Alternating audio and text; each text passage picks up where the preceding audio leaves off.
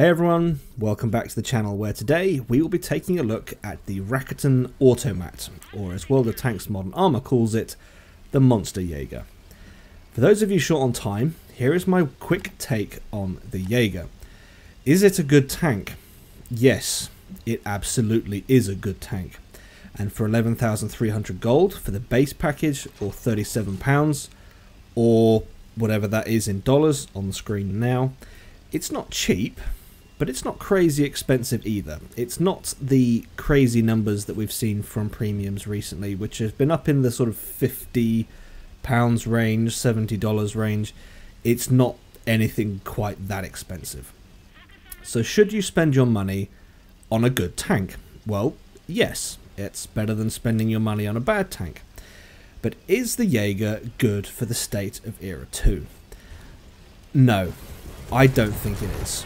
And what you're seeing on screen there is that's not an example. That is exactly what this thing is capable of unleashing. So before we get into the reasons why, don't think this is the best tank for Era 2 in its current state, I should add. Let's take a look at the statistics.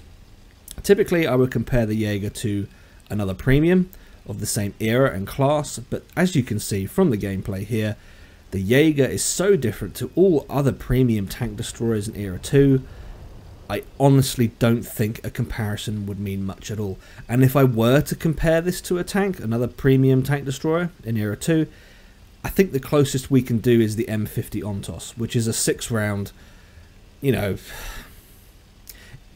The Ontos was rapid. It set the bar at a rapid rate of fire. The Jager, though, has just said, hold my beer and watch this. So the closest we could do is the M50 Ontos, but I don't even think that's remotely close at this point. So I'm just not going to bother comparing it to anything. We're just going to take a look at it as it is. So the Jager, it has 450mm of pen on its standard rockets. Note they're rockets, hence the aim reticle in game. 175mm on its secondary rocket. Standard rockets will do an average of 180 alpha, while the secondary will do 225. Now, prior to me pulling the trigger in this game, you could be forgiven for thinking that, yeah, you know, it's not really that bad. I mean, 180 alpha? That's pitiful, really. But as you've seen, those rounds come in a clip of 10. That can be unleashed. All 10 rounds can be the clip can be emptied in 2 seconds, and that gives the Jager a potential burst damage of 1,800. Moving on, the Jager has 2,350 hit points. Unboosted, it will max out at 64 kilometers an hour. It has 515 meters of view range. Still concealment is 292 meters, and its moving concealment is 375.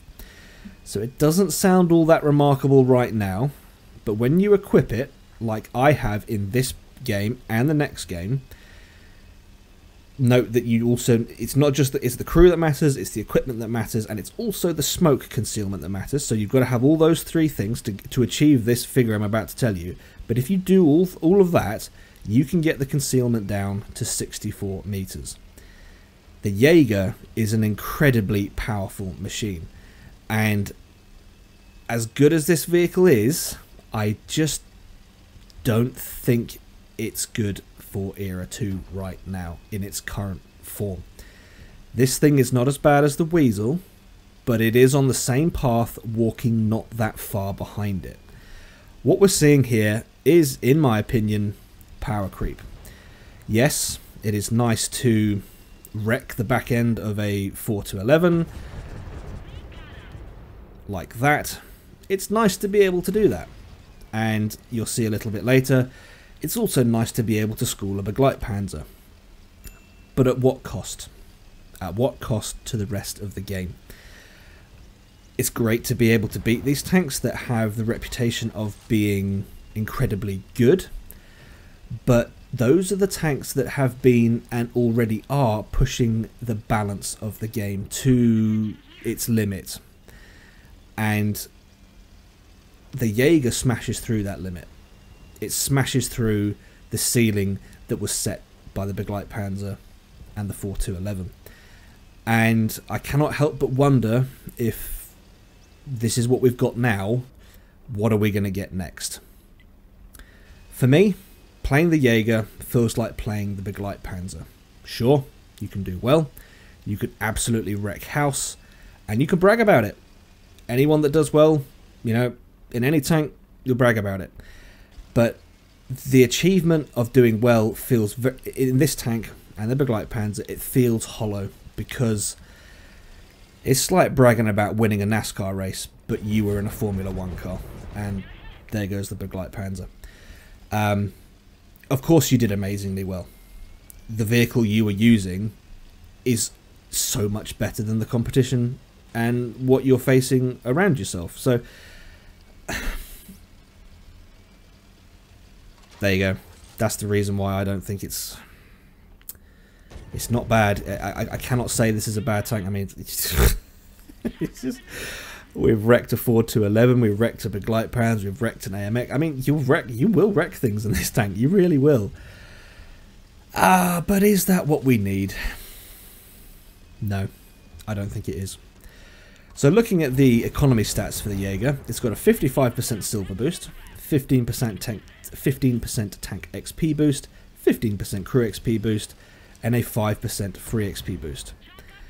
Based on those stats alone, and knowing how Wargaming balances new premiums in the game, they've not given the Jaeger any unique selling points.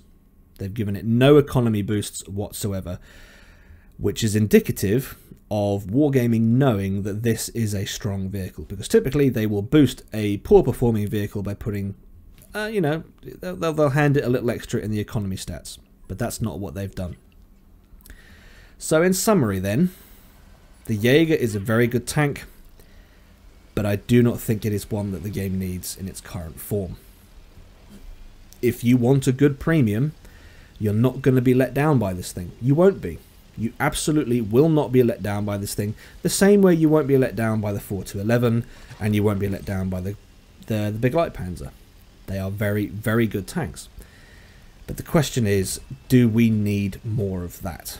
And this is where, for me, I find the balance of Era 2 is falling away slightly.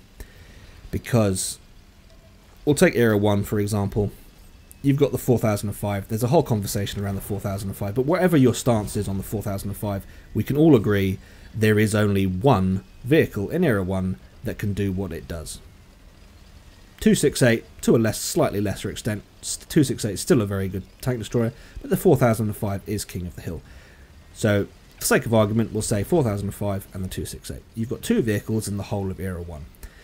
In Era 2, we have the Ignis, we have the Big Light Panzer, we have the 4211, and now we have the Jaeger. We have a lot of these tanks.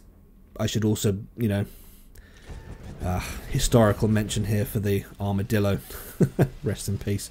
Era 2 has a history of being the place where most of the premiums are. It has a tendency to be ATGM heavy. It's got a tendency to be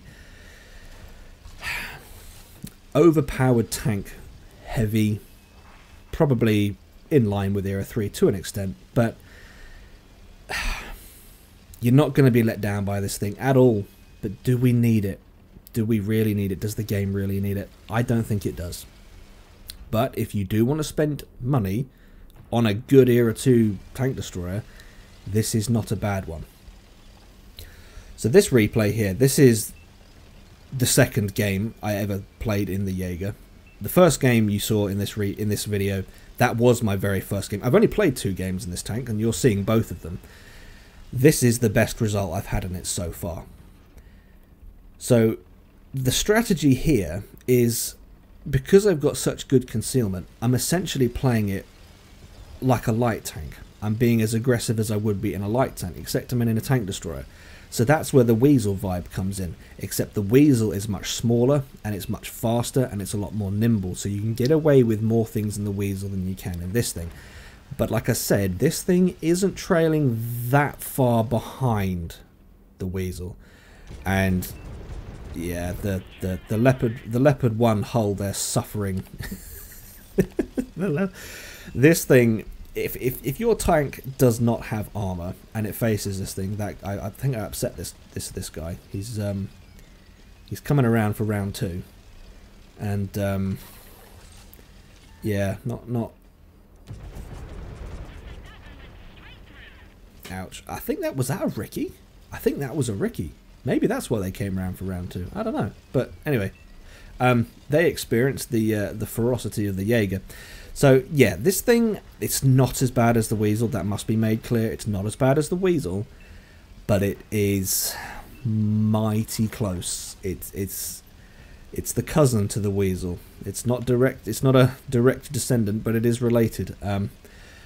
So the concealment is amazing. The playstyle, you can be aggressive with it. You can pull in an amazing amount of spotting assist. You can play it like a light tank. You can play it like a tank destroyer. And this is where I find, for me, where the vehicle roles seem to be a little confused. A tank destroyer, it needs to be a bit more tactical, in my opinion, a bit more well thought out. And the ability to just sneak behind an AMX like this and wait for them to pull out of cover and then unleash 1800 alpha on them, well, let's just say that feels... I didn't have to work very hard for that result, and I think that is the main issue with this. You don't have to work particularly hard because the vehicle itself is incredibly powerful. AMX is gone. I'm now sneaking around the back end here. I think this is a T80. Yeah, T80. He's on fire. There you go. He's done. So we're just going to have to let this replay play itself out to the end. I would like to see Wargaming nerf this thing slightly. Chieftain's got a keen eye up there, so respect to the Chieftain player for having such a keen eye on the battle. Respect to you. I would like to see Wargaming nerf this thing ever so slightly. I think the clip needs to be slower. I think the interclip reload needs to be longer, so that you're not just unleashing, you know, having 1800 alpha potential in your clip is fine, but unleashing that in 2 seconds, I think that is a potential issue. But then at the same time, there are other tanks in the game that can do probably worse than that in that space of time. I mean, the Bagel, the Big Light Panzer, I don't know if it can achieve the same thing in 2 seconds.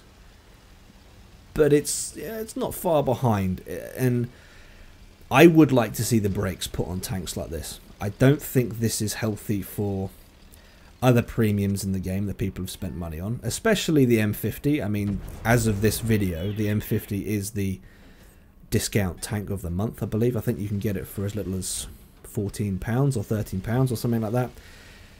So if you've just spent money on the Ontos and this thing comes out, you're probably kicking yourself thinking, well, could have got that tank destroyer instead of the one I've got. This one's a heck of a lot better. The Ontos is good. It's a very niche tank. It's got a very specific way of playing it.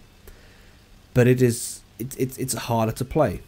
You need to be a lot more careful in the M50, whereas this thing, as you saw in the first game, I kind of YOLO'd into the enemy cap, and I was surrounded by 3 or 4 tanks, got myself shot up, but I drove out and still managed to pull off MVP. And even here, WZ catches me, my clip doesn't kill him, but I'm still able to escape because I've got the mobility to do so. And this is, for me, where I think this thing is doing a little bit more than it should be capable of. It is a tank destroyer after all, it's not a light tank. And, I mean, even with that clip, I got the kill anyway. So, there you go, guys. I think this vehicle is very, very good. I think you would not be disappointed by getting one. But my honest feeling is that we don't need it. The game does not need this. Era 2 does not need this. And there you go. 10,000 combined in my second game. of 2 games. I've only played 2 games in this thing, and I've got 10k combined already. So there you go. That is my take on the Monsterjager. If you guys have enjoyed this video, please leave it a like. If not, a dislike. Subscribe if you haven't already, and I'll catch you in the next one.